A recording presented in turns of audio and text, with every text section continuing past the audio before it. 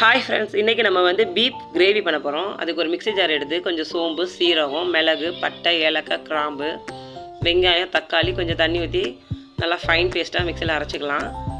நல்லா நைஸாக அரைச்சிக்கோங்க. இந்த ஸ்ட்ரெச்சரில் அரைச்சி வச்சுக்கோங்க. இப்போ ஸ்டவ்வை பற்ற வச்சு குக்கரை வச்சு எண்ணெய் ஊற்றிக்கோங்க. எண்ணெய் சூடாட்டி பட்டை 2 கிராம்பு போட்டு வெங்காயம் போட்டு வெங்காயத்தை கொஞ்சம் நல்லா வதங்கினோட்டி மிளகாத்தூள், மஞ்சத்தூள், சிக்கன் மசாலா சேர்த்துக்கோங்க.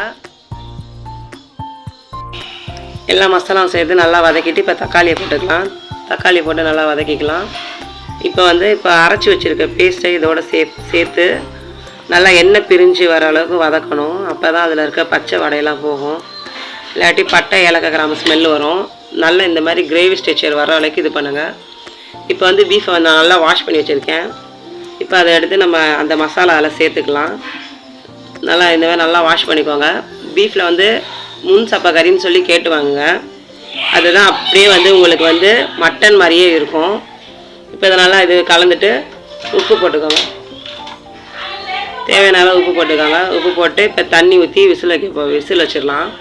பீஃபுங்கிறனால ஒரு சில குக்கர் எப்படியோ அதுக்கு தகுந்தாப்புலேயே வச்சுக்கோங்க. நீங்கள் நல்லா 7-8 விசில் வச்சிங்கன்னா நல்லா வேகும். நல்ல பெரிய குக்கர் இருந்தால் அதுக்கு தகுந்தாப்புல வச்சுக்கோங்க. நல்லா ஒரு 7-8 விசில் வச்சாட்டி குக்கரை ஓப்பன் பண்ணிவிட்டு அதை கடாயில் மாற்றிக்கலாம். மாற்றிட்டு நல்லா இடித்த பூண்டு அது மேலே போட்டுருங்க. இப்போ ஸ்டவ்வில் திருப்பி வச்சுட்டு மேலே கொஞ்சம் மிளகு சீரக பொடியை தூவி நல்லா கிளற வேண்டியதான். கிளறினதுக்கப்புறமா ஃபைனலாக கொஞ்சம் லெமன் புழிஞ்சு விட்ருங்க. புழிஞ்சிட்டு கொஞ்சம் கொத்தமல்லி தழை கட் பண்ணி வச்சுருக்கதை மேலே தூவிட்டு ஆஃப் பண்ணிடுங்க. இது எல்லாத்துக்கும் நல்லாயிருக்கும். எல்லா சாதம் இருக்குது. செஞ்சுட்டு ட்ரை பண்ணிவிட்டு கமெண்ட் சொல்லுங்கள்.